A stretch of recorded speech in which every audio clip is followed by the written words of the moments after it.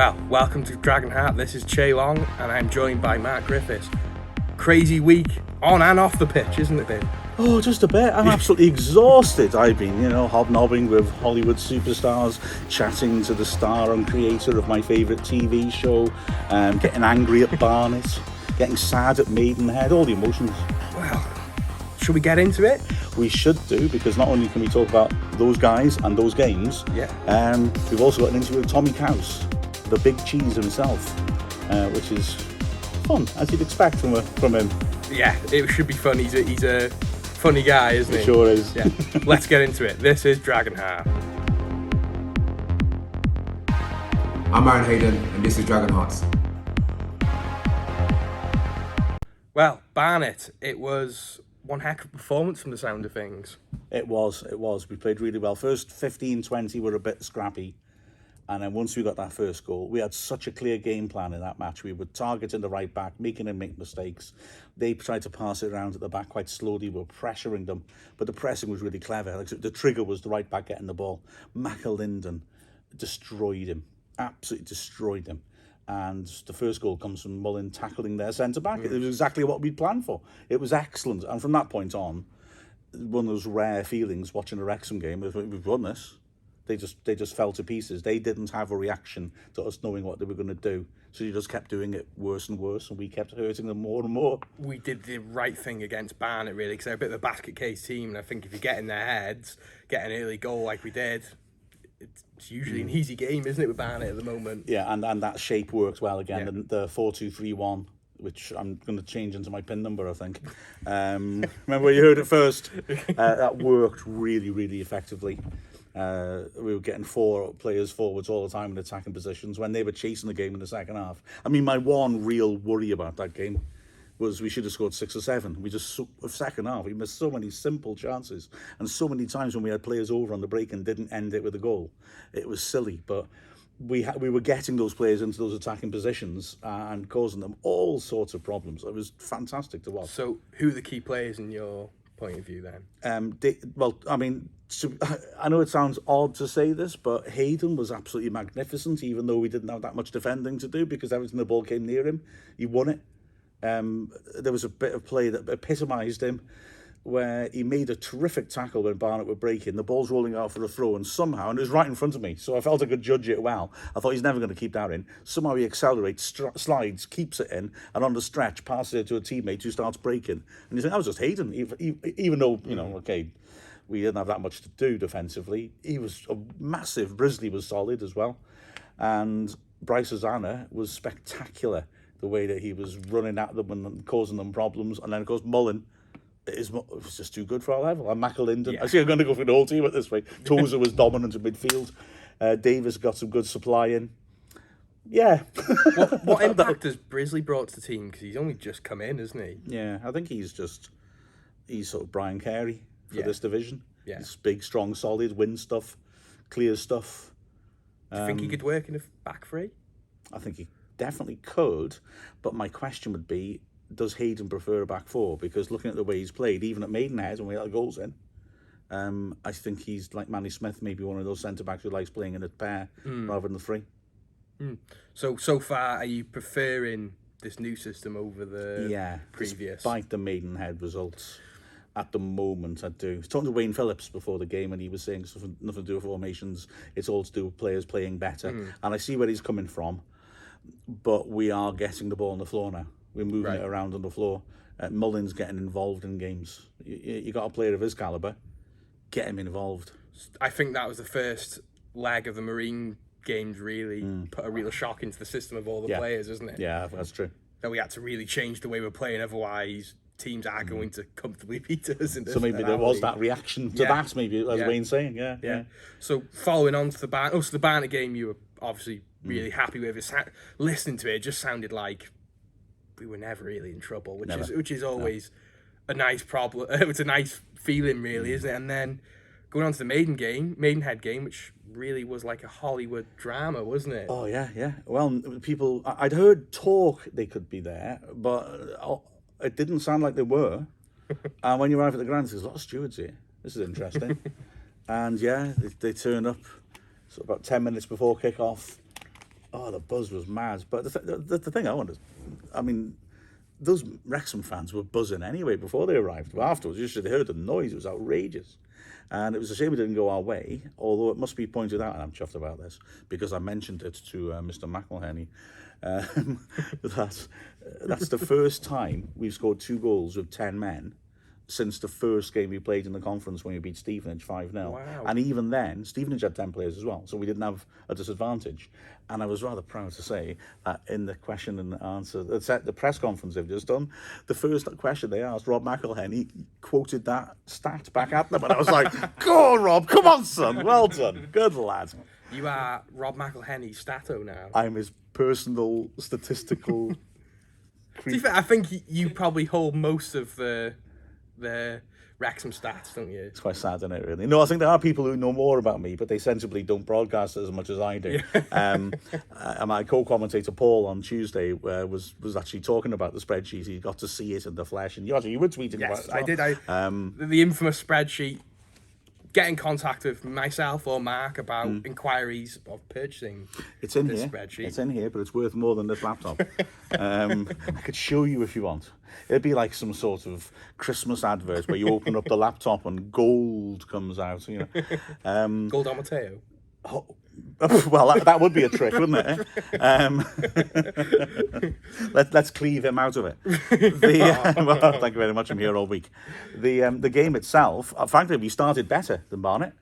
It sounded. And, it looked promising. And I think basically, to be perfectly frank, the problem was the double sucker punch. We let in 2 goals in 3 minutes. They were both a bit soft. The second one was calamitous. And I think that then hurt us for the rest of the half, especially when we're down to 10 men. And that goal at half-time just was able to, reinvigorate us. Yeah. And there was some quite clear fight back in the second half, wasn't there? Oh, it was crazy. I mean, honestly, the way we came back at them the first 10 minutes, culminating in that goal by Jordan Davis. What a goal, by the way. Oh, yeah. But we were just ripping into them with a man short. It was fabulous. I was so happy to see it. And the thing then was that I could hear other commentators alongside me saying, oh, we'll push on, or we'll win this. And I was thinking, I don't think we should. And I think we did knock it off a little bit when we equalised. And I think that was sensible because you could see the players were getting tired because they were throwing so much into it, playing a man down. And I think if we'd kept going like that, the real danger we'd either be exhausted by the end or we'd get caught on the break. And it was just a shame. It was a quality goal to win it. It was a real pity. But...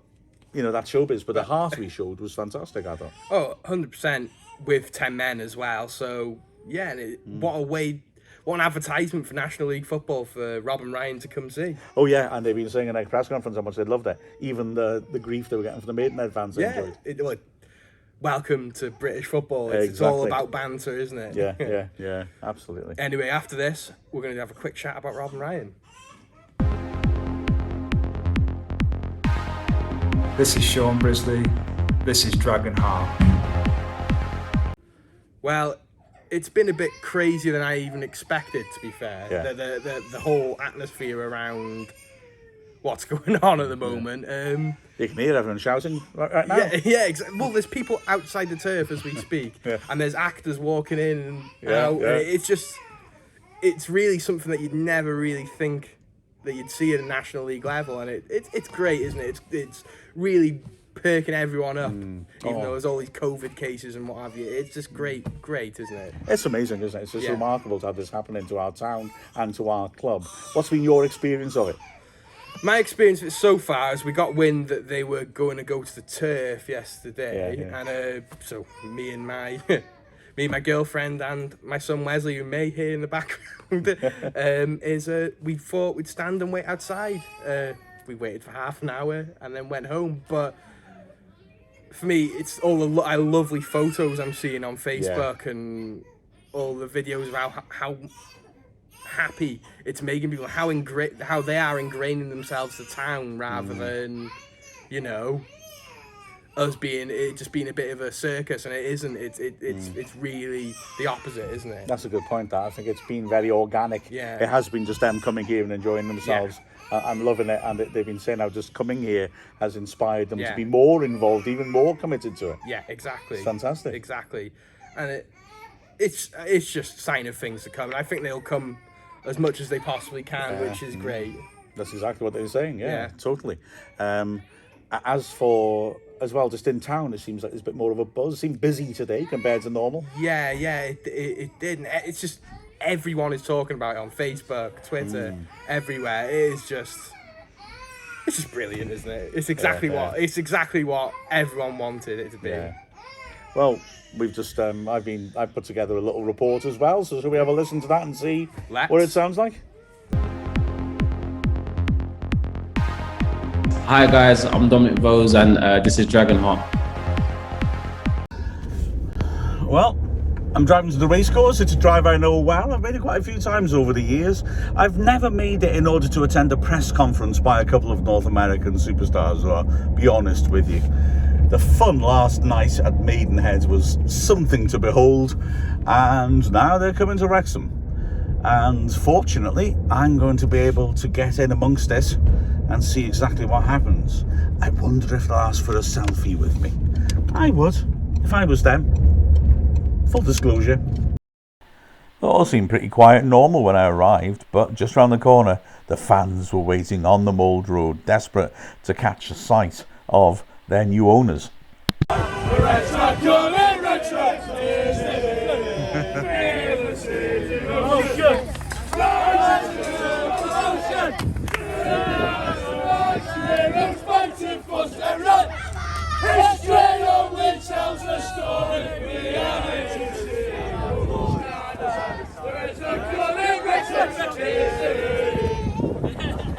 This is mad, isn't it? Yeah, it's so like, I'm like shaking, I'm so excited. It's such a weird thing because you'd never think that someone like that famous would be in Wrexham. The whole thing when it even first happened, it was so weird. I thought it was a prank. I seen it on Facebook. I was like, why is she showing that? It's obviously fake. And then I was like looking on my Twitter. It was all over Twitter. I was like, oh my god, no way. Is that real?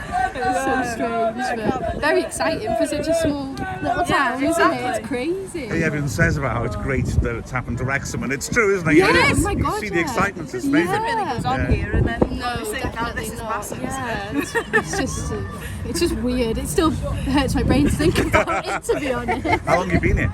All my life. No, I mean, waiting for them. I mean, it might feel All like my life feels waiting like for all them. my life. Only like maybe an hour. Yeah. Because we were driving past and we were just having a little look, and then we saw everyone. We were like, oh, let's go. And you thought you got a sneak peek, didn't you? I was looking over there, and there was a good gap. I'm sure it was Rob because he was wearing his hat. So I really think it was. I literally started shaking. I was like, oh my god, I just saw him. So yeah, very exciting times. Hopefully we'll see them in the flesh. I hope you see him. Yes, I hope thank you. I'm sure you will. Yeah. You know? Yeah. Well, it's the culmination of a couple of crazy days at the racecourse. Fans coming in for the exclusive question and answer with Robert McElhenney and Ryan Reynolds. The fans coming in now, only 100 able to come in, and held outdoors because of COVID. It's going to be a remarkable experience though. First proper chance for the owners to meet the actual fans who are the lifeblood of the club. Well, we're waiting for the Q&A to start. This is just madness, isn't it? Yeah, it's really strange because when you go in a ballot, especially with how bad Ticketmaster is, you don't expect to be getting tickets, or you get them about 4 days later, hopefully. But it'll be interesting. Really looking forward to seeing just sort of the depth of their answers and stuff. Most importantly for me, my friends' children play for like Airbus and stuff like that, and it's just want to find out what they sort of envisage for the youth setup and stuff like that over the future. There's been a lot of talk about where the club's going to go, but not that much about the youth sort of setup. So it'd be quite interesting to see where they go. It's a bit sad to see us behind the likes of your Airbuses and your TNSs and even your Kevin Druids locally. So it'd be quite nice to see where we go. You know what? That is exactly why this forum is useful. I mean, to be perfectly frank, the press conference, which was all the national broadcasters, barely said anything about Wrexham. Yeah. The Welsh broadcasters talked about Wales rather than Wrexham. Yeah. And this will be where the actual questions that matter to this club will come out of it, I think, today, won't they? Yeah, it'd be great as well, especially because there's loads of like sort of faces you see all the time around the club and different things like that. So it'd be really nice to see what other people come up with, and it'll just be, hopefully it's quite positive, and sort of they look at the sort of future and where the club's going to go. And we all know that they want to get us back in the league and that, but it's the sort of infrastructure and the sort of depth to it, so the training ground, the youth setup, the sort of racecourse in the community and all that sort of stuff. Like sort of the town needs the sort of the investment and the sort of the publicity that it's getting in a minute. So it'll be quite interesting to see where they go with it. And it's quite lively in town today. I mean, like you said, it'll not just be good for football, it'll be good for the area, won't it? Yeah, I was watching BBC News this morning, and at like 7:30 or whatever, and the Welsh news lady was saying, "Get me to Wrexham," sort of thing, and it's just, you don't hear it. It's so Cardiff Central normally. Nothing sort of past Welshpool normally, so it's quite nice to be sort of back on the map with Welsh news as well, and Welsh sort of discussions and different things like that. Right, well, we both go back long enough to remember some very tough times for Wrexham, so this is a remarkable state of affairs, isn't it? It's unbelievable, really. As I say, you know, goodness me, I remember those days, you know, watching them since the mid-80s, and we've seen some struggles on the field, and we've seen many struggles off the field, and yeah, it's still really odd, isn't it? You know, that we're sitting here waiting for two Hollywood stars to come and address us. I'll never get used to it, I don't think. And considering where we come from and the near-death experiences the club has had, me. I mean, you can say in the mid-80s we nearly went out. It was just through going out of business, and then we've had you know, problems of owners since, twice nearly going out under again. And this is something else, isn't it? Well, funny enough, you know, not that long ago I had some old programmes in. There was one in about 83 and it said "Save Our Soccer" on the front. I think it was against Sheffield United or something like that. And it was said about raising money. We had the Wrexham revival in the late 80s, and then obviously the nightmare of Hamilton and nightmare of Moss. You know, and we've really have struggled, and to think now we actually have some financial backing, and you know, that for the foreseeable future the club is looking up, you know.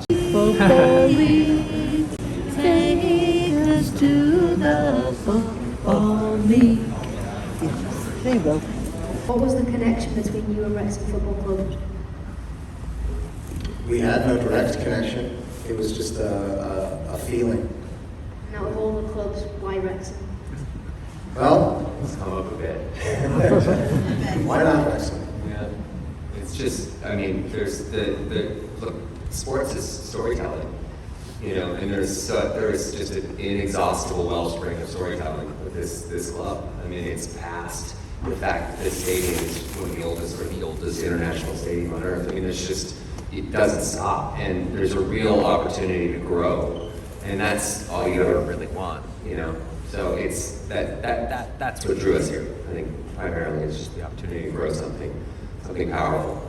What me and my dad thought was, because Wrexham's red, Deadpool's red, there was a bit of a connection. That's the real reason, sorry. All that other stuff was just crap that I was talking about. You are quite a detective. I know. Feeling we'll be seeing them again. What can we do to help you with the club as fans? Wow, that's nice of you. I'm actually really glad that you asked that, because it was great to talk. We spent a long time today talking to the players, and all they kept referring back to and talking about was you. The fact that the support that I was just alluding to, being able to go to those games and look in the corner and see twice as many away fans as home fans, it lifts them up. And honestly, these guys are under a tremendous amount of pressure right now because of the cameras that are around us right now, because there's a lot more exposure. And I know that it's easy to say, well, they're professional athletes, so they're getting paid a lot of money. The truth of the matter is they're young men who are out here and they want to put on a good show for you, and they want to do really well. And I can tell you they feel that pressure. And if we start to show some of the negativity, they already feel that. They don't need to be told that something is going wrong. They know it. I think when we can bring them optimism and be there and be loud and be behind them no matter what, I think that's going to make a massive difference. Hi there.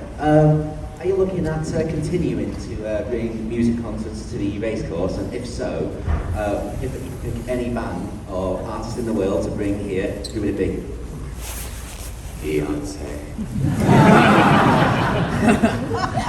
That would interest me. Taylor's not going to fall back. Beyonce, Taylor Swift, and Beyonce, double bill. Great. Adele. Yeah, Adele. Not the craziest commute for her. No. Go big, I like it. Yeah, sure. Obviously, when you took over the club, you had a perception of what was achievable. Just wondering, obviously 8 months in now, has that perception changed at all? So we see the infrastructure, we've got quite a fan base. Was it as you expected? I mean, so much better. It's better. Yeah. Wild beyond our wildest dreams. Yeah. I mean, there's going to be over 9,500 people here on Saturday. I mean, that's just gobsmacked. It's just incredible. So. Have you been surprised at how much kind of commercial pull the club has been able to attract? Obviously, we've had various sponsors over the years, but I don't think anybody could anticipate that TikTok would be on the front of the shirts and Expedia would be on the back. We've had some unscrupulous businesses over the years, but yeah, TikTok are probably bigger than any of them. Yeah, I mean, it is big. I mean, we're lucky that we can we're really fortunate that we can kind of kick down those doors for the club, and that's sort of all, part and parcel of the business plan as well, to grow the club, not just in terms of growing it locally in Wrexham, but also giving it a global presence. Having TikTok as a sponsor has been just enormous for us, and they've been incredible partners so far. Same with Expedia, Aviation Gym, not bad if I do say so myself. Yeah, and we're really, really thrilled about all of that. It's been incredible. I really do think we've hit the jackpot with you two, not just because you're quite good-looking guys and you've got No, I'm really, really proud to have you as our owners, to be honest with you. Really, really chuffed. Wow, that was brilliant, wasn't it? Yeah, didn't expect it, to be honest. Got the email last night, I thought, oh Jesus, straight to the group chat it went, and I'm here now, and they're lovely, and we can go forward with them. They really did give that sense, didn't they? Yeah. Like, this is going to be great. The thing is, they got humour, and that's what you need. You need someone who's with humour and knows what to do with things. Yeah. And look at the businesses they have. Forwards and forwards. So. Yeah. And it's brilliant they're thinking about the town as well as just the club, isn't it? Think about the community. Yeah. Hopefully the community, I'm not gonna lie, the community's been on down the last 25 years, but hopefully it can get raised up now. And be a pack house here. Was the last time we had 9,000 people at Luton? Well, apart from Chesterfield, it was Luton in the playoffs, wasn't it? Yeah. And then we take 20,000 to Wembley, so it's one of them, isn't it? They're getting the crowd going. Fantastic. Well, that was as fantastic as it ought to have been. It was brilliant, that. The fans were made up, but the questions they threw at it, just as I suspected, were very, very good. Proper searching questions, as well as showing gratitude to the new owners as well. It was great, and well, both Rob and Ryan have handled themselves magnificently, and the fact that they seem even more enthused about the project now than they were initially is quite something, isn't it, really? It's been a historic week, no two ways about that, and a remarkable week, and now of course we need to build on it again and build on the foundations that they can provide in terms of both football and the community. Let's marry those two things, football and the community, together then, and hear from a man who is not only a rabid Wrexham fan, but also now is living the dream as the Daily Post Wrexham correspondent.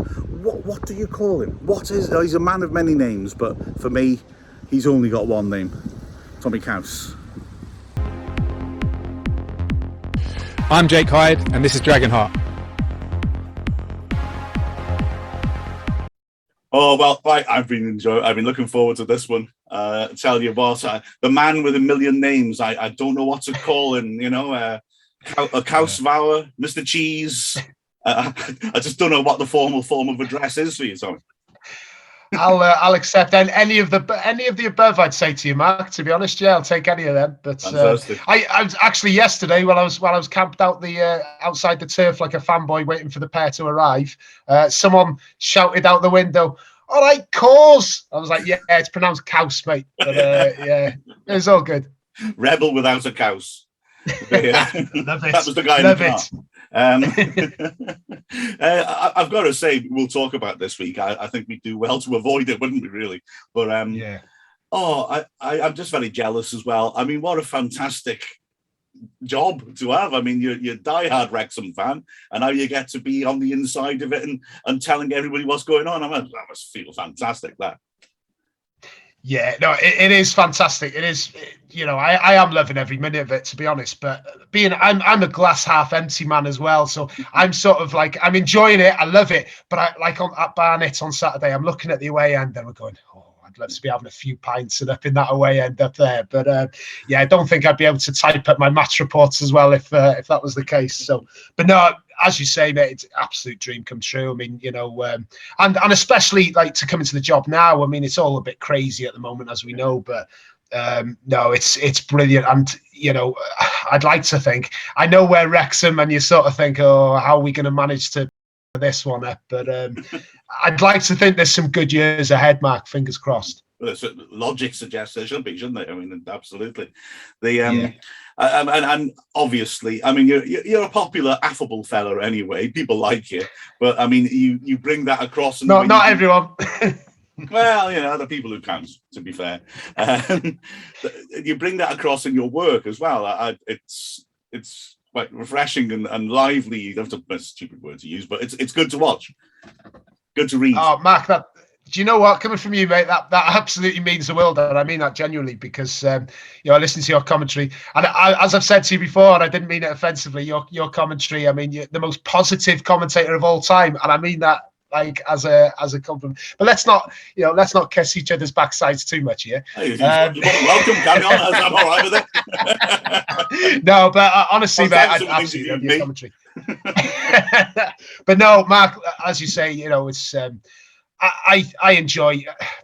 I try to be as professional as possible, but to be honest, I'm such a football fan in general. I love my North Wales football. I love Wrexham, you know, and yeah, it's impossible to sort of like disguise that, and I think it just sort of comes out in my interviews and stuff like that. And I mean, you know, people have sort of touched on the fact sometimes that, you know, they say, oh, you've gone in hard on Parkinson.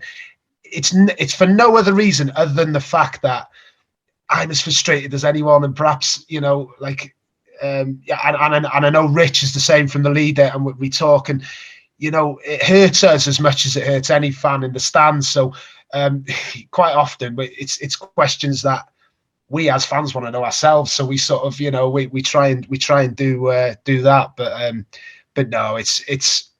You know, it's tough because you've got to sort of interview the manager and the players in the aftermath of a result. They're frustrated as anyone. They're as frustrated as us, if not more so.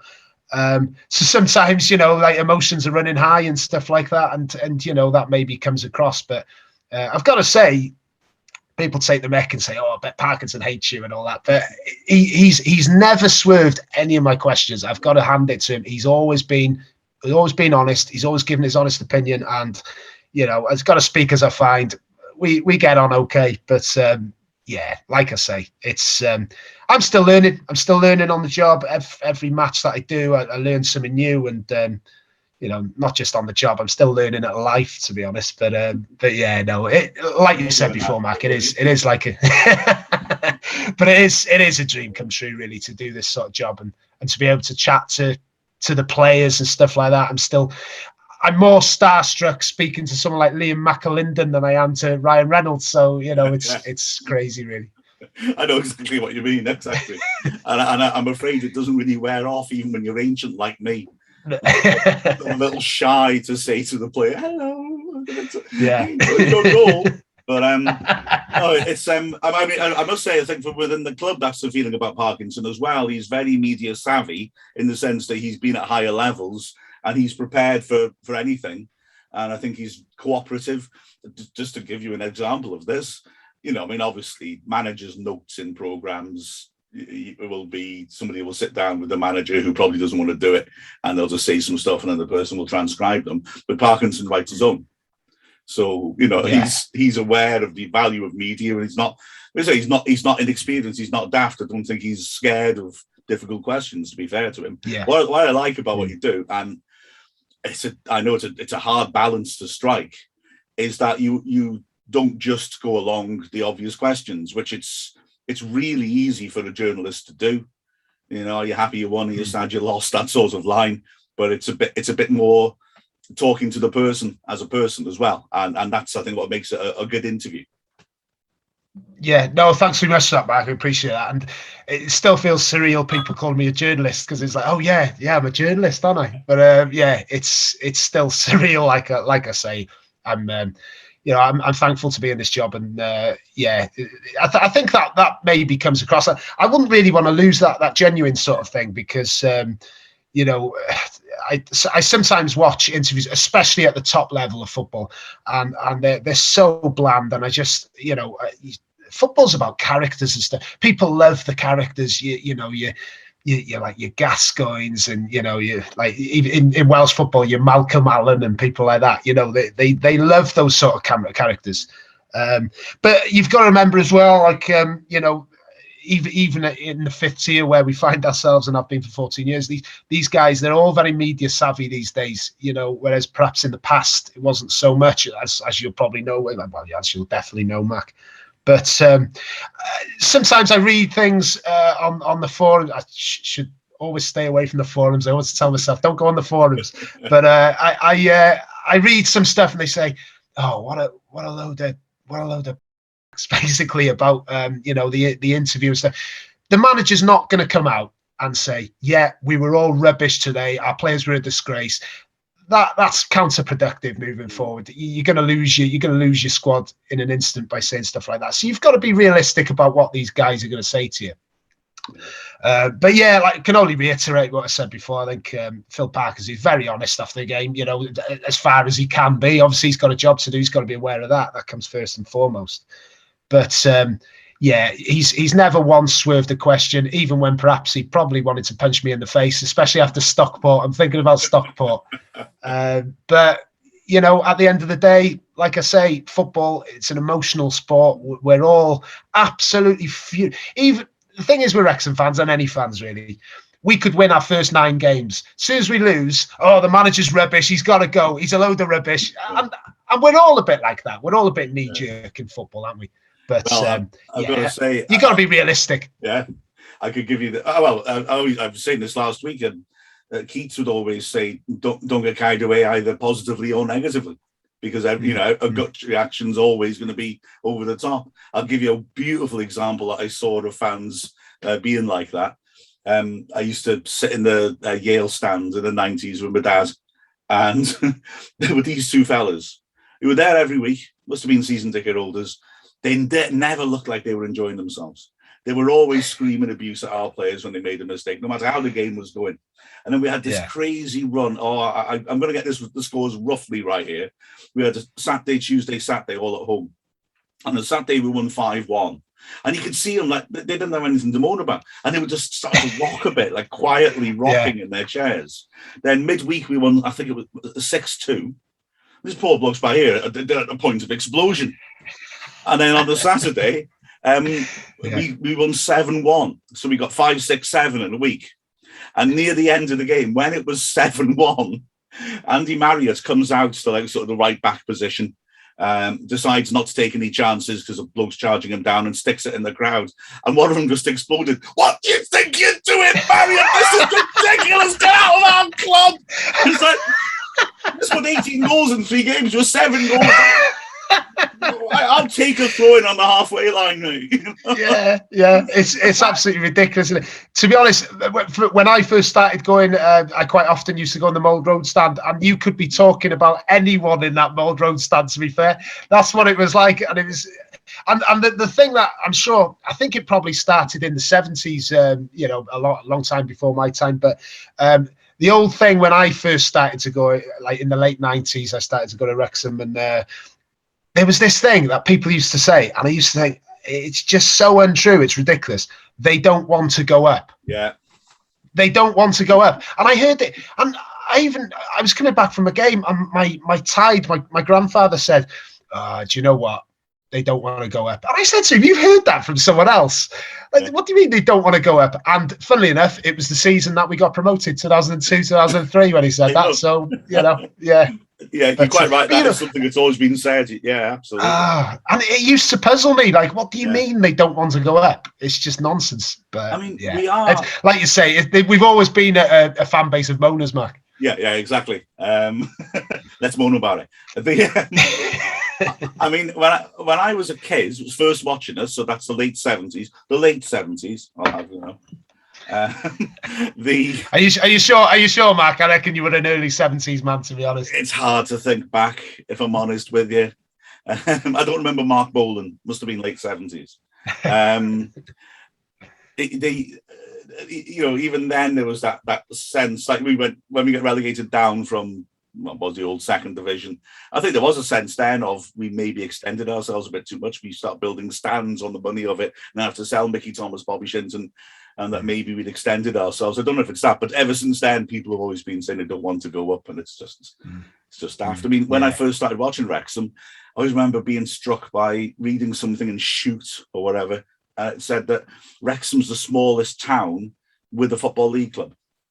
Now, I suspect they weren't counting the villages around, because let's be honest, that's Wrexham really, isn't it? Yeah, but, of course. I mean, it does give you a bit of context. We shouldn't have been getting up to the second division in realistic terms on what we can bring in. Although I suppose, smooth segue, that's what's attracted Ryan and Rob. The fact that we have got this big hinterland, as they've said themselves, North and Mid Wales, and even like going towards like Cheshire, Staffordshire. There's a lot of potential fans who could flock to us if we catch fire. So, speaking of that, 100%. You have a bit of fun with old Ryan and Rob, did you, when they arrived? Yeah. Do you know what, Mark? I had an absolute nightmare when he first arrived. When Rob jumped out of it, because his car that he was in blacked out, as you expected, all that. It did, like, we were sat outside the turf because we were our intel, if you like. Someone told me they might be there. That was our intel. But we were waiting outside in the morning, and we were there a couple of hours. And then this car comes outside the turf and spins round. And we were like, oh, that's got to be him. And we're like, oh, it's gone. So we raced up the Mold Road, didn't we? And then obviously they get out at the corner of the Mold Road and the Tech End. Yeah. I had a brief chat with Rob. He was there. He was, and one thing that was apparent, I don't know if it was the same for you, Matt. Rob is passionate about this club. He is passionate, and you can see it. It's not. I know he's an actor and stuff like that, but he is. He really cares. He really, this is his baby, really.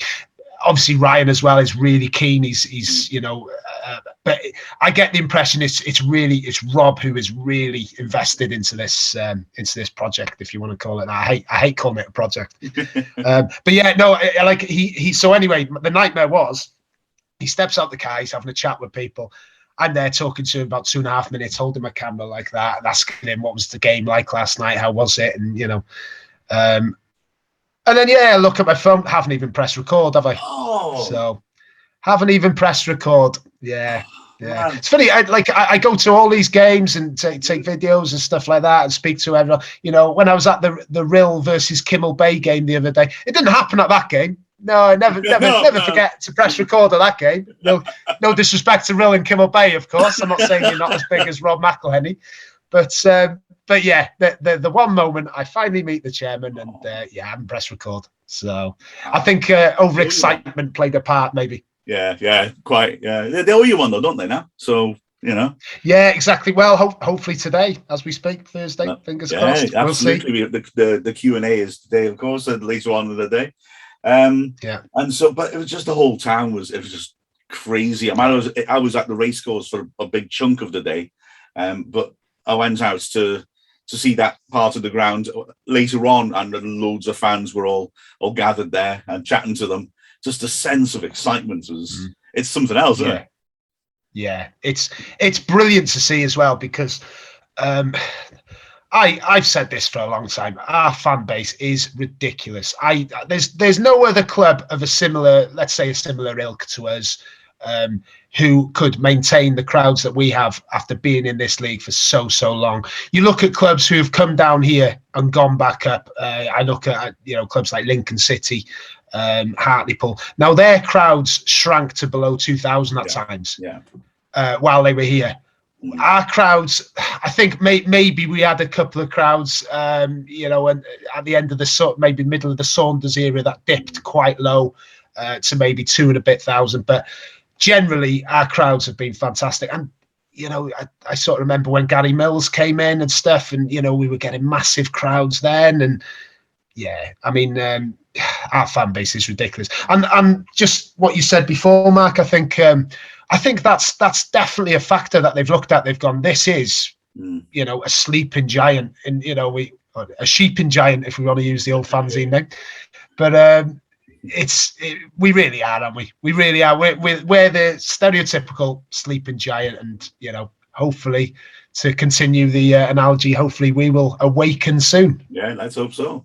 There you go. There you go. A sleeping sheep gathers no moss. Yeah. After all, and that now Jeff Moss has gone, we can move forward. That sounded like I thought about that. I hadn't. You must have rehearsed that. You absolutely rehearsed that, Mark. I'm not having that off the cuff. That was the spark of genius, my friend. Oh, mate. That's Into the sheeping giant. He took back to the day when I actually wrote interesting stuff. I think it illustrated your point there about the fans. I mean, the Maidenhead game, the support was phenomenal. The numbers, Tuesday night in Berkshire, unbelievable. But they didn't know the owners would be there. You know what I mean? If they'd known they were going to be there, you think, I'd expect us to sell out that away end. But we didn't know that. So that was just astonishing. And the noise, the press box is right in the middle of the Wrexham fans as well. The noise was just fabulous. And I think, if I'm honest, I've gone on a sort of a journey of conversion in the last year. I've always heard Wrexham fans saying we're special, we're different. And I'll be honest with you, my attitude has been, I think we are brilliant things like the way we fought to protect the club. That's astonishing. And what your point about attendances. But I thought, I bet there's lots of other fans who just say the same, we're different, we're special. Yeah. But I think since the takeover, I've seen it, because it really has sparked something. And I'm not knocking the playing side, because I think it's still settling in. But the results haven't been what we'd want. And yet we're mid-table, and the fans are still turning up and making a hell of a lot of noise, filling out the racecourse. It's quite something. Fair play. I think you're absolutely spot on. I think every club says this is a special club. I think every club says that, but I agree with you. I think this is just proving that this is a special club. I'm just going back to the the day with the bond, that was it, the 100,000 bond 10 years ago, or whatever, and people turn up in their pajamas signing away all their savings and stuff. It was special. And certain clubs, quite close to home, they didn't have the sort of the passion to save their club. I'm not going to mention any names. Hiya, Chester. Sorry, I'll edit it forwards afterwards. Don't worry. Fantastic. No, but it really is. And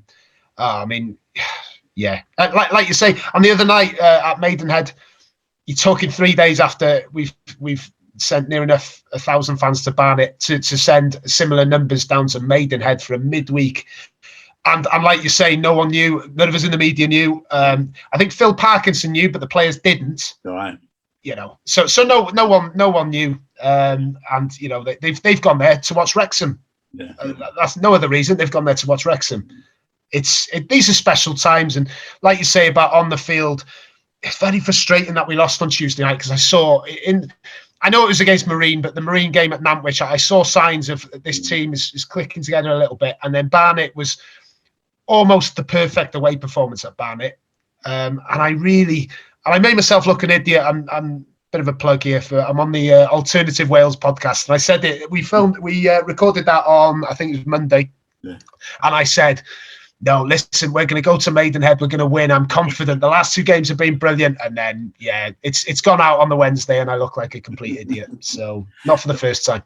I've got to say, though, that game, I'll just briefly say that it was bad because of that stupid spell where we let the 2 goals in. And both of those goals are poor, the second one particularly. And then we go down to 10 men and struggle to get to half-time. That goal was priceless, but in many ways that was a good performance. At the start, until the first goal, we just looked like we were settling in. Frankly, we're settling in more dominantly than at Barnet, and then the second half, fair play for 10 men.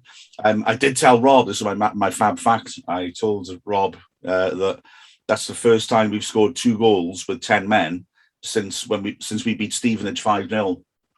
In 2008, and even then Stevenage had 10 men as well, so I haven't been able to go back far enough to find any example where with 10 men we scored 2 goals. Fair play to us.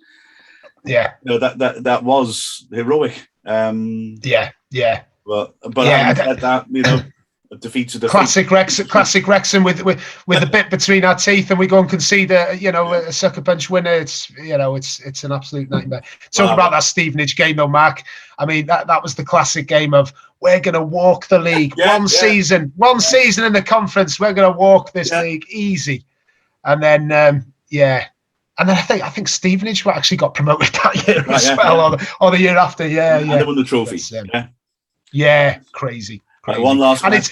Oh, sorry. Go on. Sorry. No, I was just going to say, so it's, I think, no disrespect to these guys. Well, no. Sorry, I'm going to say maximum disrespect to these guys. But like Stevenage and your Harrogate and stuff like that, and fair play to him. But come on. 14 years we've been here now, and we've seen all these teams leapfroggers. Yeah.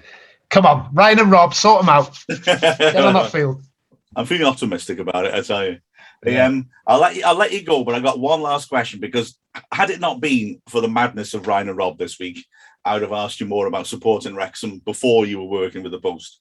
So we had a great Ask Wrexham question on the commentary last Saturday, which was because it was Ryan Reynolds' birthday. If you could present him with one Wrexham game to watch, which would it be? We talked about classic ones, obviously. I took it from a sort of Wrexham experience as well, that sort of heroic feeling, I think, sometimes. What would you want them to see to really get Wrexham from our past? That's a tricky one, isn't it? 4-0 loss to Telford at home, probably. Yes, exactly. No. I mean, it's a difficult one. It depends what you. It'd be so much better to give them a collection of, say, 5 games, just to give them the whole sort of spectrum of Wrexham. But I think one game that I absolutely loved, and it sticks out. And there's obviously loads and loads of games, but there's the LDV Trophy Northern Final away at Oldham. Yeah. I don't know why it sticks out. I just remember that was such a brilliant night, and obviously Juan Ugarte in those days, he couldn't score at home for love nor money, but he was scoring 5 or 6 goals away every time he went away.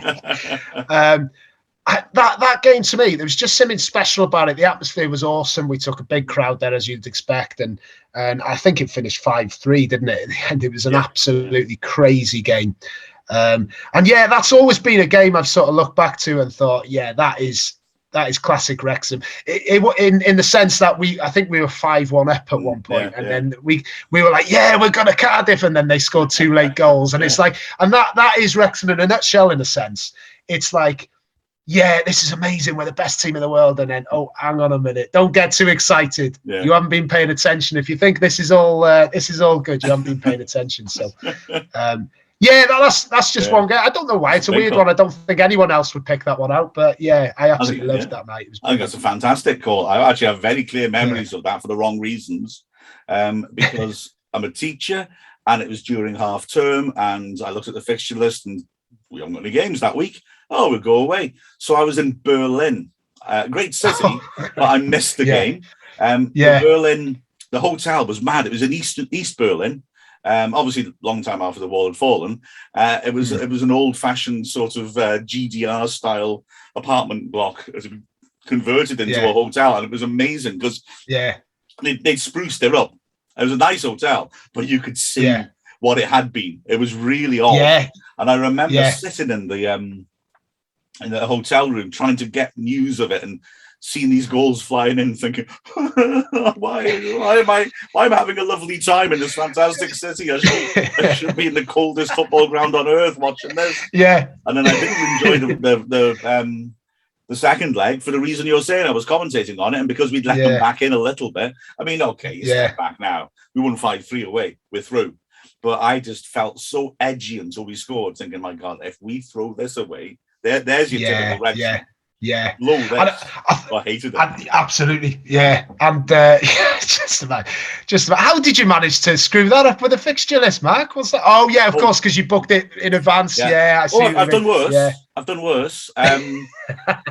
Well, this is just this is me angling for my podcast on Expedia now. I went. This is a good bit earlier. Went to New York. I knew there was a game on, but the season had petered out. We were 3rd division. We weren't going up or down. So, we went. Phoning my dad, old technology, from something called a phone box in New York. Oh, right. Oh, yeah. To find out. I've heard of them. Yes, exactly. Yeah. They to find out what had happened in the game, because there was no internet. And my dad, I phoned up and I said, did we win? And he goes, yeah, but, and I was like, what have I missed? I'd missed Phil Hardy's goal. He plays like 400 games and never looks like scoring. And I was quite obsessed with the idea that one day he will score. And that one day when he did score, I was not there. And I felt upset, to be honest with you. I was gutted. Stuff behind my stage. Just goes to show, mate, that this, if there is such thing as a higher power, he's trying to pee you off, mate, to be honest. Exactly. Well. I was going to say, that was the screamer, but no, that was Mark McGregor, wasn't it, against Gillingham with the screamer, wasn't it? Yeah, that was a good day as well. That was incredible, that wasn't it? Which club was it? We played Colchester. Was it Colchester or Gillingham? And there was another club who, if we won, they went up, and because they couldn't get into their game, they all travelled up to watch it at the racecourse and support us. Yeah, can't remember. Yeah, I can't remember. It wasn't Burnley, was it? Might well have been. Was it? Yeah. I think it was Burnley fans turned up, didn't they? Fantastic, I think so. Yeah. No, brilliant. But nice it's funny, isn't it? Because like you'd like to think in the years to come now we've got some good times ahead. But I mean, it's in a way, I know it sounds that I'm glad we've gone through these ridiculously tough times, because it's just going to be. I mean, if we ever do get out of this league, I'd like to think we will. I'll probably cry like a little baby in the press box. To be honest, I'll probably look over and see you crying as well. So it'd be a special moment. That'll probably be because I've dropped me a hot dog, though. To be honest with you. Well, I echo that because I've experienced it. Because a lot of people sort of hark back to the 80s and say, "Oh, the good old days." No, they weren't. The 80s were terrible. No. The 80s were just dropping down the divisions, running out of money, nearly going out of existence, and then just like scratching around mid-table in the 4th division. And a stat I keep telling people when I get on my hobby horse about this: the 10 lowest average attendances at home in our history are those 10 years. That tells you everything. Well, even the Porto game, was slightly before I was born, but even the Porto game, there's only 5,000 there for Porto. It got to the European Cup final the previous year. I know, to be honest, attendances, looking back, like I'm a bit of a statter with attendances. I absolutely love it. But look, across the board in the 80s, the attendances have gone down. I think the hooliganism stuff had sort of put people off in a sense, hasn't it? But yeah, some of the attendances, I think, was it Hartlepool, our lowest ever, 900 and something? You know your stuff, because I was about to mention that. The actual experience, because I was one of those brave few, of being in a crowd of less than 1,000 in a racecourse. It blew my mind a bit. Yeah. It was like, wow, this is what it looks like. It was freezing cold Tuesday night. It was horrible, but it was also appropriate because my childhood hero, Jim Steele, was a proper hard knock, violent centre forward, scored a heroic winning header. And it's like, the beasts emerging from the Scottish lock in the frozen conditions to smash the ball. And it was just it was poetry. It was beautiful in front of no one. You've got a real gift of words, Mark. Have you thought about being a commentator or anything like that? I don't know. I don't think anyone would have me. I'll be honest with you. But I mean, I felt like you're saying about earning success. I mean, the 90s then felt like that. I felt like the Arsenal game, for example. I was a bit smug, but I almost had a feeling of, me and the other fans who stuck it through. We've earned this. We've earned that. Yeah. And then the improvement from there, the promotion, and then the cup runs. I think having suffered that and stuck through it, it really felt better again. Because you've been loyal, you get rewarded, and I think that's what a lot of people will be feeling in the next 3 years. I think. Definitely. I think that's it. I think that's what keeps you going, isn't it? Exactly. It's almost like a sense. Right, I'm sitting through this. I'm going to remember this because when it does get good, if it ever gets good, then I'm going to remember this, and it's going to be all the more sweeter. Because I've actually seen, I've over the years, I've sort of gone to games with different people, different groups, and stuff like that. The group that I tend to I'm obviously working a lot now, but the group that I tend to go with these days are like me. They've been going, from my area, St Asaph, Rill, Denby. They've been going since, forever. But I've been going in groups in the past who they tail off, they get fed up. Yeah. They may have another club. I think, some of them in the past, they've supported maybe Man United, Liverpool, Everton. But I've been with people who've been every game, and then all of a sudden one day they'll go, no, I've had enough now. I'm not going. And they won't ever go again. And it's a weird thing. But obviously for the hardcore, like ourselves, obviously you've been going a lot longer than me, Mark. But, this is for us in a sense, isn't it? And and for people who are more far more loyal than me, I got a few friends who never miss a game. Andy jumps into my mind, never misses a game. Stoke Reds.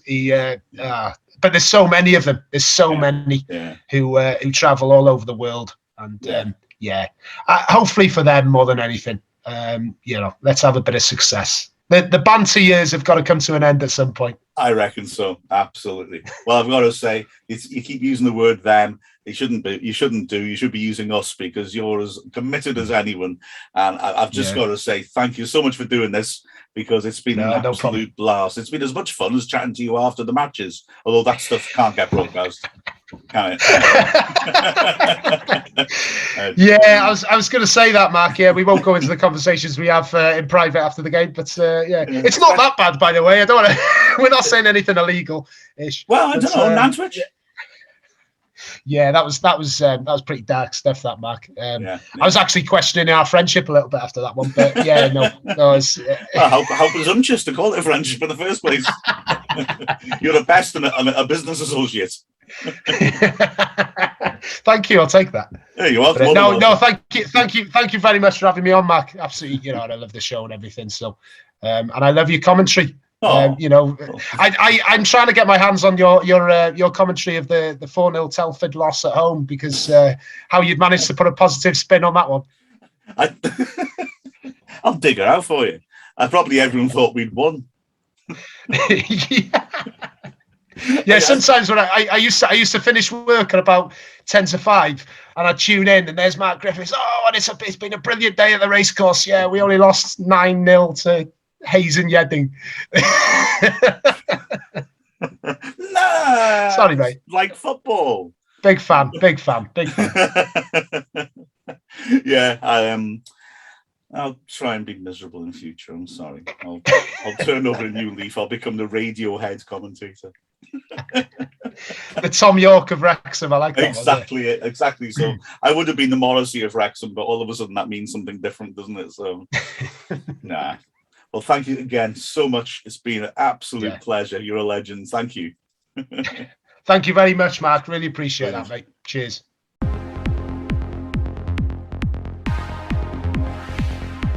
I'm Liam McElhenney, and this is Dragonheart. Well, great hearing from Tomi Caws there. He's a real Wrexham character, isn't he? He's nuts, isn't he? And all the better for it. What a legend he is. I love his tweets. He's brilliant. All into his Welsh football as well as Wrexham. He likes his local Welsh football. It's great to hear from him, and I like having him around the media teams. I like it. That he asks questions that usual media outlets don't. It was a great scene, and get the first question for the written press and the press conference. I thought, good, quite right, because and he was loving it. He was absolutely loving it. What a star! But it was just great to catch up with him. Yeah, he's a top bloke, top fella, really nice guy. But on to Saturday now. Really, really tough home game for Rob and Ryan to come and visit, really, isn't it? Absolutely, it's going to be a proper test. But it'll be packed. Yeah. The atmosphere will be unbelievable. Yeah. And it's going to be a hell of an occasion. Oh, it's going to be special, isn't it? I know it's probably the one of the most wanted tickets in the house in the whole of English football at the moment, isn't it? Everyone wants to go. Oh, yeah. It'd be really difficult getting a ticket for this one, wouldn't it? And imagine saying that 3 years ago. Wrexham v Torquay. Yeah, the game. The game everyone wants to see. Exactly. The hot ticket. It's beautiful. It's exactly what we want, isn't it? And it's going to be exciting. It certainly is. And of course, if you can't get to it, best way to listen to it is on Wrexham Play, a new way of listening to the matches starting on Saturday. So on the club website, it's free. and you'll be able to listen to that. And we'll continue with the hashtag #AskWrexham, but we'll also have a Discord server hopefully set up. We use one on Tuesday as an experiment. Hopefully that'll be fully set up. I loved it. I loved it. Excellent. Yeah, Excellent. I've been using Discord for quite some time. It's really user friendly, and there's a lot of features you can use on it. So yeah, sign up to Discord because it's an excellent service anyway if you want to stream with your friends and what have you. So yeah, brilliant. Brilliant. Yeah. So thank you for listening. This has been Dragonheart.